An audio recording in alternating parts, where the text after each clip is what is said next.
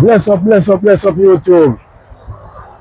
Welcome back to my fucking vlog. Big up to all of my subscribers, old and new. So guys, me there in Madison, Georgia. Me there at a pilot of I-20, exit 144.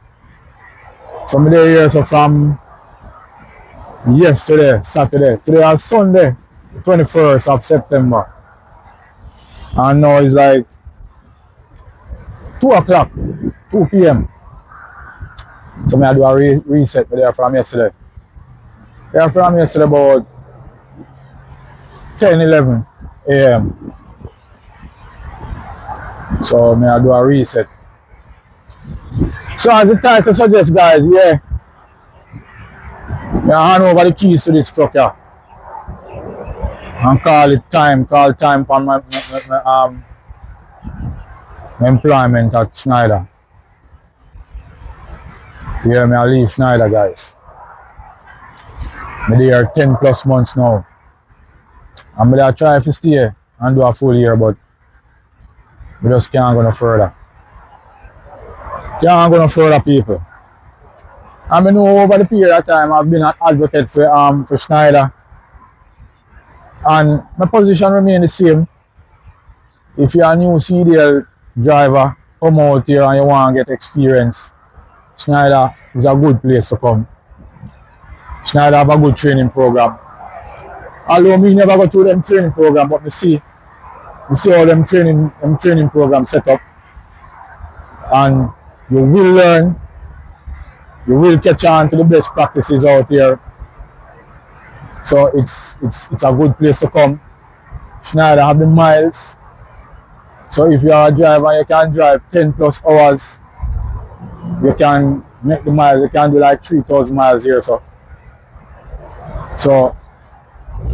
yeah, Schneider is still a good place. But there's also another side. And it's that other side that is affecting me why I've decided to leave. Schneider have a whole heap of checks and balances, you know. They have them sensors for the truck, which most big mega carriers, them have them checks and balances there. Hard braking, then detect when you brake hard. And I believe that is to mitigate and prevent drivers from running into the backs of other people and so on, prevent accidents. Road stability detection, so you're going around a corner too fast or the truck leans too much. They can know they don't want them trucks to turn over, fine. Also these trucks are governed, they govern at 65 miles per hour. Schneider trucks are governed at 65 miles per hour. So if you go over that speed, you go up to 70 miles per hour, they will know, and you will get called in for that. So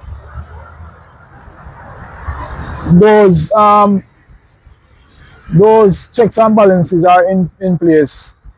Yeah, to protect you, the driver, and to protect them, because I agree and I believe that they are taking a risk when they take you out of CDL school and put you behind the wheels of a tractor trailer.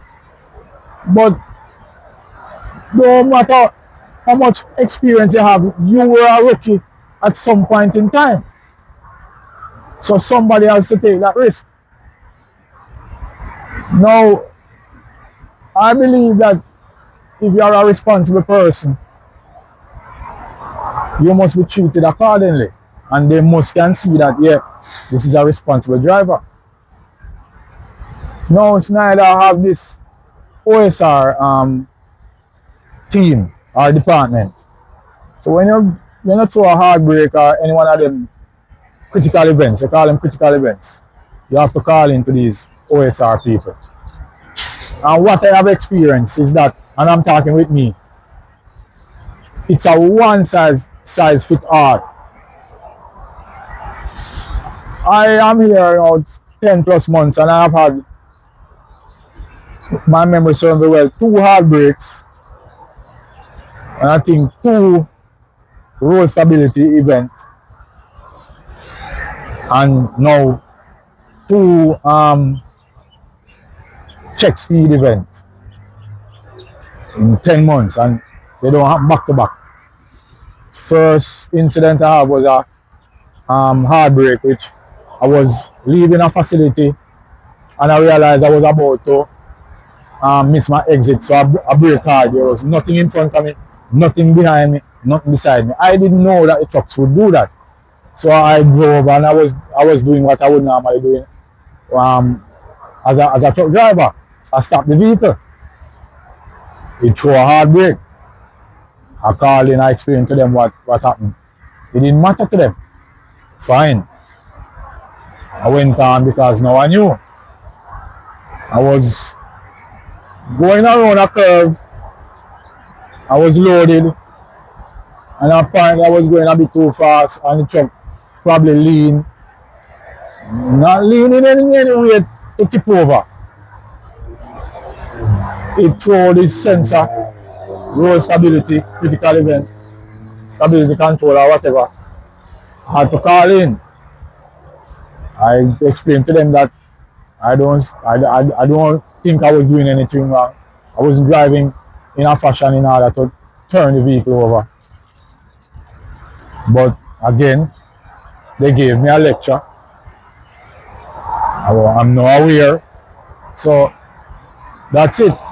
It didn't happen again until and that was back about in December last year. And that didn't happen again until July of this year. I was bobtailing and going around a curve in North Carolina. The exit speed was probably 35 miles per hour and I was going 35 miles per hour in the bobtailing, and it sent them the signal. I was lectured again. Fine. Now, Friday gone, I was coming into Georgia with a load. I think it's I-75 through Tennessee. It's a long downgrade. It's not none of them downgrades which is 5% or 6% or none of them. If you are a trucker and you're coming into Georgia through Tennessee, coming down, you'll know what I'm speaking about. And I'm going to roll the video, the clip of what was happening, because I was running my dash cam. So I was coming down, the speed limit down that interstate. So I think it's 70 miles per hour if my memory serves me well. And these trucks, you know, when they go down, going down, anything they detect a downgrade or anything, it will go in cruise, right? Not cruise, course. It will go in course, so course. So I'm there looking, maintaining my following distance, watching my mirrors and so on. So the vehicle went up to 70 miles per hour and I realized, so I switch on my engine brake, got the vehicle back down to 65 miles per hour. I'm there going, everything is okay. Stopped some hour or two after that, got some messages, one of which to call also critical event. I was checked for speeding. Call them. When I call, as usual, it's a lecture. And at the end of it, the guy said to me, you don't want to be I want to relate exactly what he said. If this keep happening, it's gonna be problems. So I said to him, what do you mean, sir, problems? You will lose your job. So I'm saying, oh, okay, all right, sir. And that was like the straw that broke the camel's back, if you know that saying. That was it. That was it for me. I was planning to do another 4 hours, and it just broke me, you know, because a few weeks ago a friend of mine lost her job for something that I believe some discretion could have been used. I spoke I spoke on it on a previous video, and I'm going to speak on it again. The lady was driving. She drives at night. She drives the entire night and was looking somewhere to park. She didn't have much hours left to drive on her 11-hour clock. So she stopped at a rest area, was on the on-ramp into the rest area where she stopped. Got out of her rig to go see if parking was available. Realized that no parking was there. She was fatigued, so she got back in her tractor, sat in her driver's seat waiting for a space to be made available. Came out, go check, a space was made available. So she went and took the space and went on her 10-hour break. She woke up to find that her loads were removed and that she was routed back to the nearest OC. There, they fired her. Notwithstanding, they saw that she came out of the truck to go look for parking, and notwithstanding that they saw that she moved, she was not on the side of the road. Yes, the rule is the rules, but come on. You know, in life, people have to be flexible. The world is not built up of rigidity.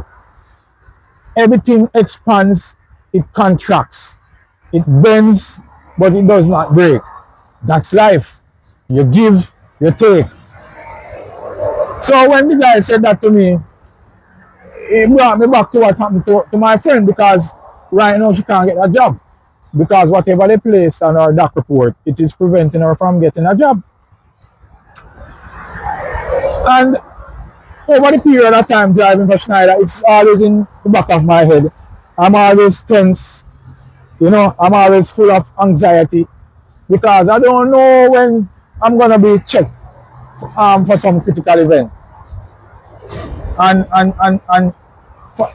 to me, the people that are in the administrative areas of Schneider, they are arrogant and they don't care, because Schneider brings in people in the bundles and in groups. So there's no problem to fire you. No problem, and it's no problem to mess up your doc report. You know? I remember I was at the OC once. I was changing out a truck just since July. I was changing out a truck because I was having truck problems. Those who follow the channel will know. So I was changing out my truck. I went and picked up the new truck that they were giving me, brought it and parked it in front. The truck that I was moving out of. So I was moving out my things and realized that I could reverse a bit more. So I got back into the tractor and I was moving it 10 feet. I didn't put on my seatbelt. I was moving it 10 feet. Some guy at the OC, I think he's a trainer or something, saw me, came up to me. Hey, why you didn't put on a seatbelt? So I said, because I was just moving out my stuff out the truck and I was just moving it 10 feet. Oh yeah, you need to put on a seatbelt all the time. And so and so and blah blah blah blah blah. And what he added is that because I don't want to go tell so and so, because if I do that you will be having a bad day. So I was just looking at him and I didn't say anything. The next thing I know, he reported me and I got a call from my detail about it. And I'm saying, imagine if I had been terminated, because Schneider loves to use that word, terminated. You have been termed. You have been terminated. Everything. You do this, you do that, you'll be terminated. So I'm saying, imagine if I was terminated for that. They wouldn't have put on my report that I was moving the truck 10 feet. They would have put that I'm driving without wearing seatbelt. I would be unemployable. So guys, I'm constantly worried about losing my job. And not just losing my job, I'm constantly worried about what they would put on my doc report should I lose my job for something that they deem as being an unsafe driver. You watch the clip, am I being an unsafe driver there? Not putting on a seatbelt to move a truck 10 feet, is that being an unsafe driver? Guys, this is making me paranoid. You know, it's giving me stress. And listen, I am driving because I want to see the place and I want to enjoy driving. I'm not enjoying driving these kind of trucks. And especially when these things happen and these people just whitewash things. They don't deal with it based on what happened. You know, you did a heartbreak and that's it. Blah blah blah blah blah. You know, I just can't deal with it. I'm not enjoying. I'm not enjoying driving these trucks anymore. These Schneider trucks. You know. So I just believe that it's time for me to just pack up and leave. So I spoke to a lady yesterday, nice lady. I speak to her mostly on Saturdays. And she was trying to tell me to, just chill out on it over the weekend and probably I'll wake up and I'll feel better. But no, no, no, no. I just want to leave. And I'm hoping that Schneider just allow me to leave peacefully. So I'm heading back tomorrow to the OC in Charleston. They are routing me back. And I want to just leave the company. And I just want to leave with no hard feelings. And I'm hoping that they don't put anything adverse on my back report to prevent me from getting another job. I'm just at that point, I just don't want to drive this truck anymore. And I just want to leave.